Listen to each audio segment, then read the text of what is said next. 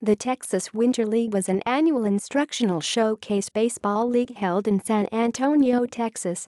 Participants include players coming back from injury, players who were released at the end of the season, or players looking for sign their first pro contract. In 2014, the league's final season, 62 players were signed to professional contracts with teams from leagues including the United League, the American Association, and Frontier LeagueIn. 2013, 47 players were signed to professional contracts with teams from leagues including the United League, the American Association, the Frontier League, and the Atlantic League.Managers. Who have participated in the Texas Winter and Summer Leagues include Jorge Alvarez, Ozzie Canseco, Ozzie Canseco, Brooks Carey, Chris Carminucci, Eddie Dennis, Dan Firova, Orv Franchuk, John Harris, Von Hayes, Pete LaCock, Les Lancaster, Mike Marshall, Rusty Meacham, Scott Nathanson, Chris Paterson, and Greg Tagert.